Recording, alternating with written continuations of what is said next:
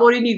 ծագման գույքի բռնագանձելու օրենքը մենք հիշում ենք, որ Վենետիկի հանձնաժողով դրական եզրակացության արժանացել եւ ընդհանրապես մի բան, նրանք պետք է կարողանան ապահովել, որ միջոցներ ունեն, այսպես պարզ բացատրենք ժողովրդին, միջոցներ են ունեցել օրինական եկամուտ տվյալ գույքը ձեռք բերելու համար, եթե չեն կարողանում ապացուցել, նույնիսկ եթե զոքանչի անունով է կամ զոքանչի ընկերուհու, դա արդեն ապացուցելու բարդությունը նրանց վրա է դրված, այդ անձանց, որ Ռոբերտ Քոչարյանը կամ նրա ընտանիքի անդամները չեն կարող բացատրել նախագահի աշխատավարձով ինչպես են տիրացել այդ գույքին։